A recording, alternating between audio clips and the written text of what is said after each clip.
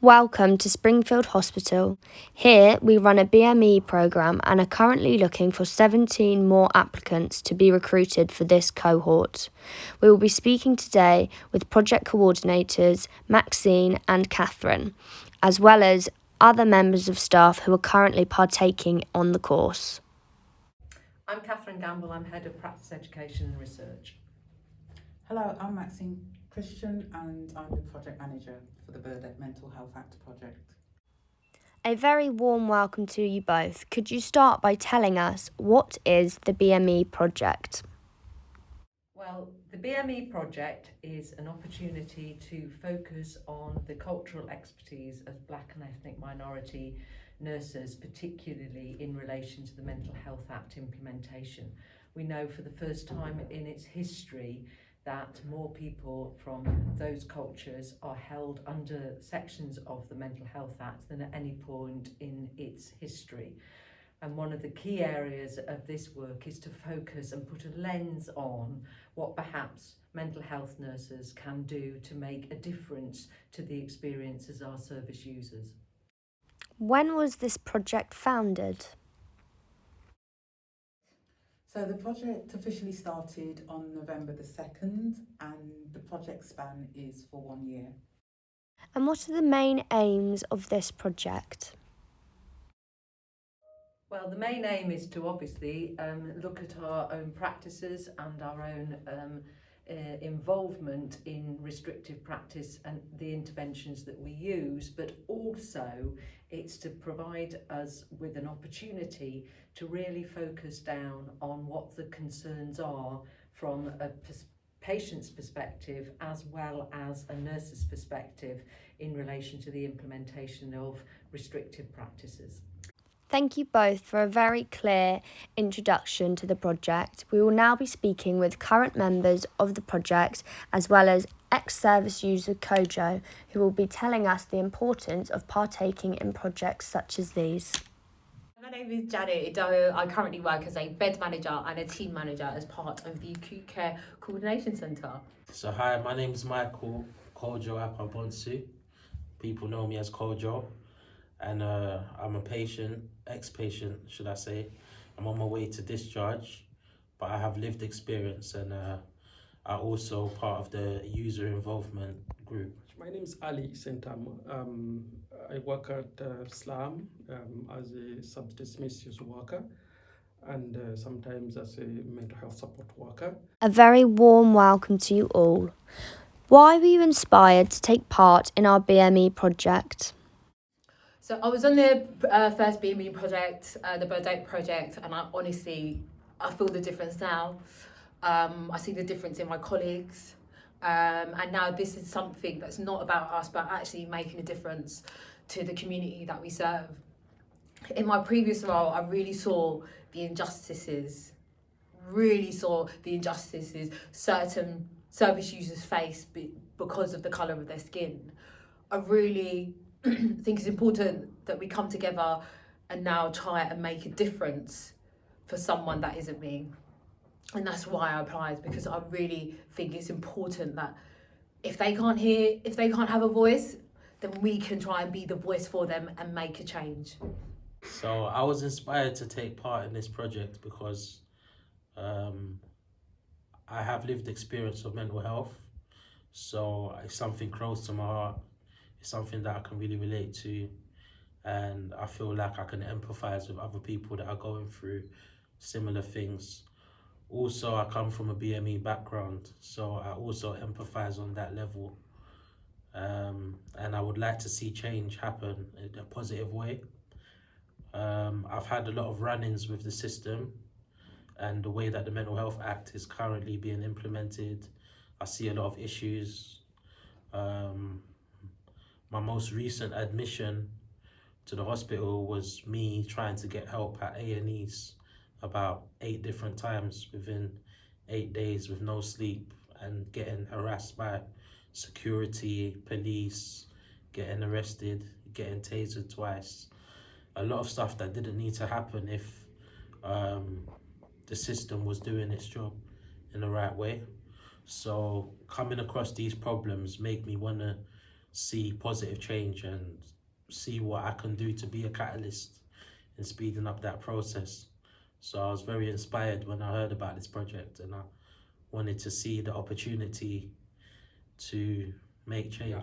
Well, first of all, because I'm a student nurse, a mental health nurse, I felt that this is a good field and a good project to engage myself in getting involved to develop my career. And also, because of my experience working as a support worker, I've seen a lot of injustices within the mental health settings against the Black and ethnic minorities, the way they are treated, the way, for example, some of the cultures that are engulfed into our society are not known.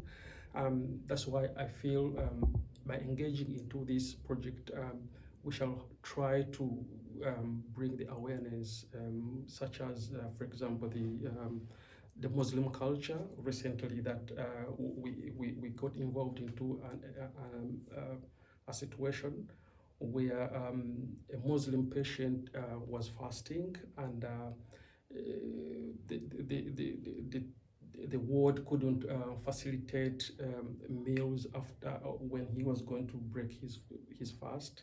So as a person who is of a Muslim background, I knew what was going on, and I explained to the nursing team, and meals were provided, and the patient was very happy about that. What would you like to achieve from this project?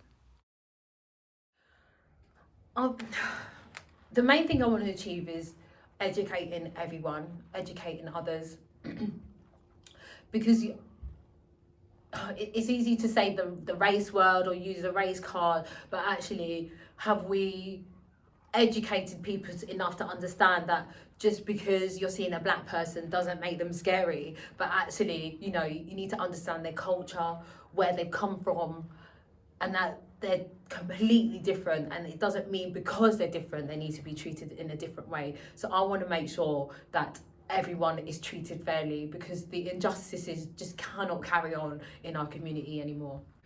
At the end of the project, I intend to achieve the element of togetherness in partnership through families. Working with families, working with other MDTs, and also empowering other fellow nurses in the trust.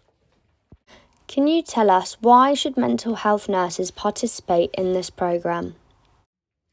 So this is a unique opportunity to get involved in a bespoke co-produced development programme which encompasses service users, carers and the workforce. Also taking into account the last year and the inequalities which have been addressed, focused nationwide. It's an opportunity, as Kath is saying, for our BME nurses to use their cultural expertise and adopt cultural safety mechanisms to ensure that the care that we give is of the optimum quality, and also ensuring that we are empowering our patients, their carers and our workforce. Just to add to that, there is also an opportunity with this programme to meet people who have not only got lived experience expertise, but also who have a considerable experience and are experts in this arena, so that we have an opportunity to extend your professional networks. Oh yes, I would encourage more Black and ethnic minority members to join this project, because it's a project that that is developed to enhance the reduction in coercive behaviors or coercive practices in the mental health setting. Therefore, if we all come together to reduce the coercive practices. At the end of the day, the nursing environment will be favorable for Black ethnic minorities and all other patients at large. As an ex-patient, please could you further highlight the importance of taking part in this BME project from your own point of view? I personally think that mental health nurses need to participate in this program because they are the lifeblood of mental health, and when it comes to impacting lives, they're pivotal. So I think that once they're able to become educated, then they can breathe change into the wards and into lives of others. I think that without them being a part of it, the impact will be a lot softer. So I think that nurses do need to take part, and I think it's a two-way. Everything needs to have balance. I think that if you educate patients, you should also educate the nurses.